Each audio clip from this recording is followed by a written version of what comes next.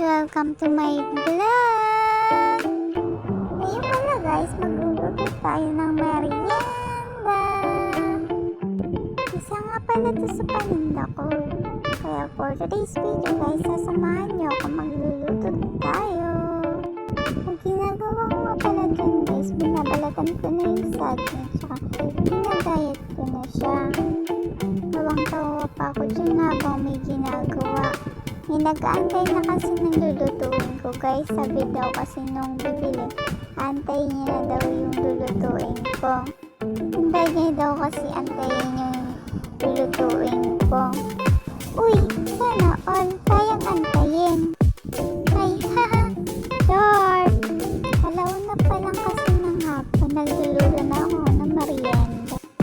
Eh, dapat bago mag-alas-dos, nakapagluto na ako.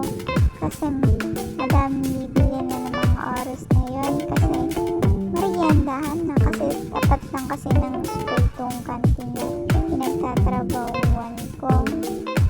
Shout out nga pala dyan sa mga customer ko dyan. Uy! Ay naku, ang dami ko na naman daldal. Tatapusin ko na nga lang itong ginagawa ko. Kasi may nag-aantay na. Kung seryoso na ako dyan guys, kasi minamadali ko na yung ginagawa ko. Kaya yan, mekas-mekas na lang yun minsan. Nga pala guys, malinis yung kamay ko. Nagugus muna ako ng kamay bago ko to lutuin. Naubusan kasi kami ng plastic gloves kaya wala akong magamit. Yan, mekas-mekas na lang tayo minsan. Isa nga pala to sa mga paborito ng mga estudyante dito. Kaya yan, magluluto na tayo. Mag-init na pala ako ng kawali dyan. Tapos pag mainit na yung kawali, siyempre ilalagay ko na siya. Ganyan lang guys yung pagluluto nito dito sa amin. Kasi dapat kasi pantay-pantay sila. Kaya ginagamitan ko siya ng takaran para pantay. Walang malaki, walang maliit. Sakto lang ba? Sana all sakto lang. Sana all di nagkulang. Uy, haha. Uy, oh god. Kaya pala guys, yan na yung nilalagay natin. Tatlo lang nilalagay natin kasi hindi siya kasi sa kawali. Kaya yung babalik na rin natin para di siya mas punog. Natudukot muna siya habang nag-aantay. Ganyan guys, pag ganyan na yung kulay niya, okay na siya.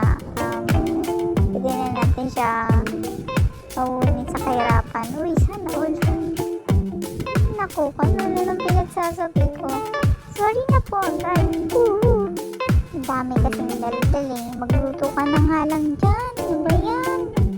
Kaya mold muna natin siya guys. Tapos guys, pakatapos yan. Titikman natin siya. Siyempre ako nagluto kaya titikman na natin siya, diba? Bale mo hindi masarap. Tapos ibalik yung customer, diba? Uy! Pero hindi naman siya bumalik. Kaya ibig sabihin na nagustuhan niya yung luto ko. Uy! Sana all. Papasayo pa nga ako dyan sa sarap Uy! Siyempre luto ko. Kaya papurihin ko. Ano ka ba? Uy! Ilang piraso lang kasi niluto ko guys. Kasi konti lang yung saging nandun. Kaya yan na lang yung natira sa amin guys. Kaya yan, ganito na lang. Thank you for watching guys. Bye bye!